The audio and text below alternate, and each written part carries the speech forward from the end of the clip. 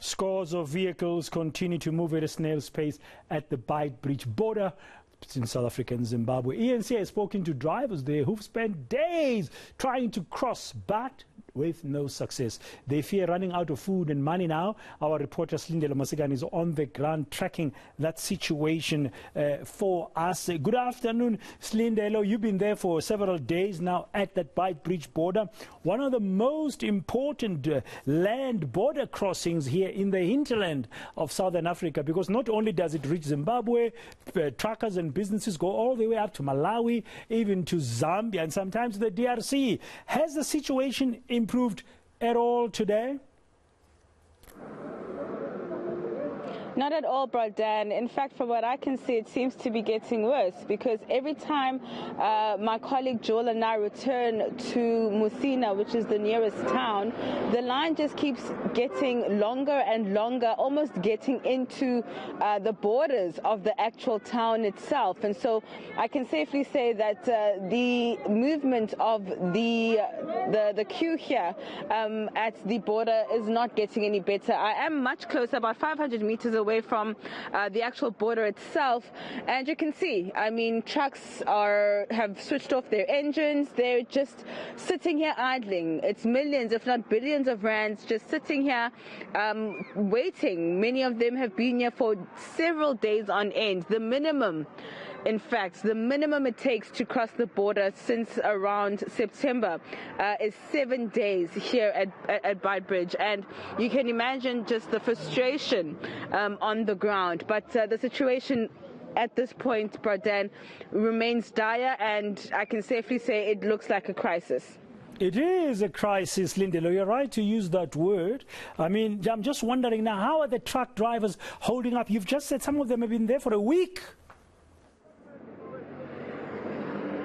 A week, some 5 days, some 9 days, some even longer. And, you know, you can imagine the frustration, the anxiety of having to sleep here for days on end.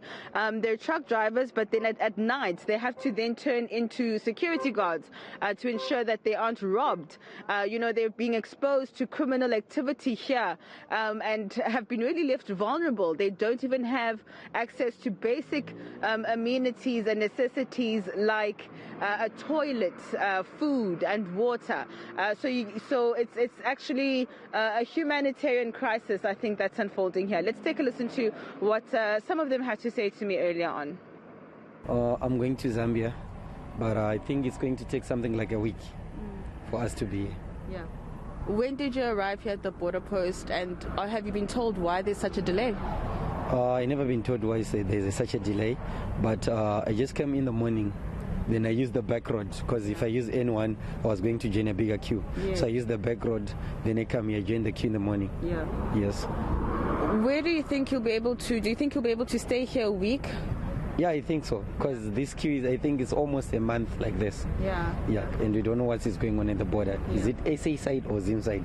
That is ever a problem, I don't know. Yeah. I've been here for about three days, and I don't know when I'm going to cross the border, because the queue has been like this since when I came here. Yeah. Nothing is moving, and I don't know what's the problem.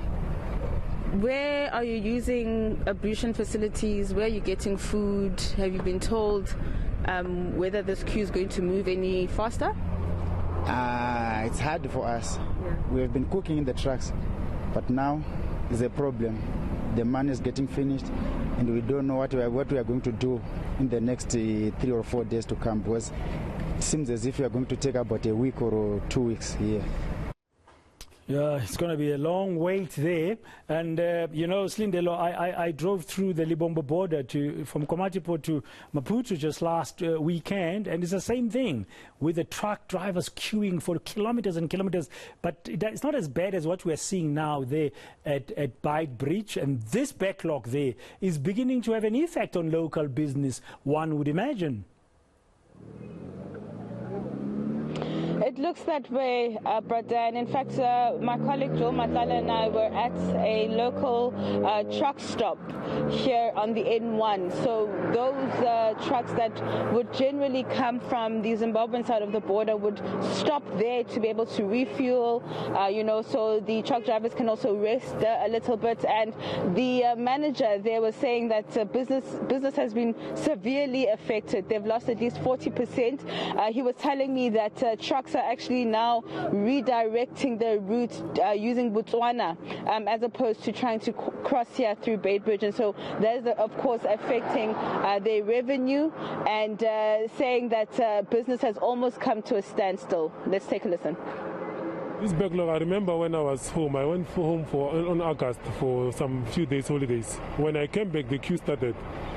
Then it just disappeared for some few days. But on the weekends, it usually, more especially when it's Friday, Saturday and Sunday, that's where the trucks becomes busy. Yeah. Then after some few weeks, starting from September, then it started to be worse. Yeah. In the middle of the week, every day. So before it was like there will be a queue. Then at night, the trucks will be moving. In the morning, they'll be gone. Lunchtime around 1. Well, yeah, not an easy situation, Silindelo. Thank you very much for the latest update there. As you said, it is a crisis.